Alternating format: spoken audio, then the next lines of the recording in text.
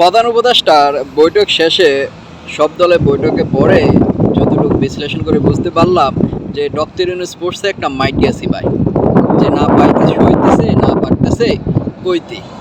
হ্যাঁ, এমনই অবস্থা এখন তার বর্তমান যে পরিস্থিতি প্রেক্ষাপটটা দেখা যাচ্ছে।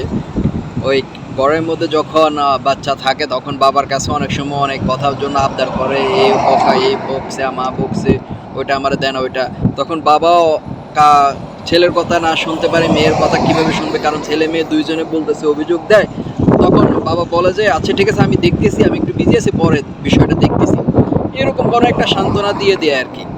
তো যখনই আমরা গতকালকে দেখছি রাজনৈতিক দলের সাথে এনসিপি, জামাত, বিএনপির সাথে প্রধান উপদেষ্টা বৈঠক করে, বৈঠকের অনেকগুলা বিষয়, সবচেয়ে যে বিষয়টা উঠে আসে ইশরাকের বিষয় উঠে আসে, বিএনপি বলে। এরপর বিএনপি আরও লিখিত একটা দেয়, সেটা হচ্ছে আসিফ উপদেষ্টা, যে ছাত্র দুই নেতা উপদেষ্টা মাহফুজ আসিফ, তাদের পদত্যাগ এবং কি উপদেষ্টা খলিল তাকে সরিয়ে দেওয়ার জন্য, না হলে নিরপেক্ষতা হারাচ্ছে আর কি। তাদের এই তিনজনের জন্যই অন্তর্বর্তীকালীন সরকার নিরপেক্ষতা হারাচ্ছে। মোস্ট ইম্পর্টেন্ট বিষয়টা হচ্ছে ইশরাকি বিষয় নিয়ে, কারণ ঢাকা ছাত্ররা চাচ্ছে যে ঢাকাটা কন্ট্রোল করার জন্য। ঢাকার সবচেয়ে মেন পয়েন্টটা হচ্ছে বাংলাদেশের ঢাকা দক্ষিণ সিটি, উত্তর সিটিও এরকম না, দক্ষিণ সিটি হচ্ছে খনি বাংলাদেশের সবচেয়ে ঢাকা সিটির মধ্যে। তো এটা যখন যারাই আয়ত্ত করে নেবে, এদিকে বিএনপি চাচ্ছে যে ভবিষ্যতে নির্বাচন আসতেছে, এই জায়গাটা যদি আমরা নিতে পারি তাহলে আমরা একটা সুবিধা নিতে পারবো।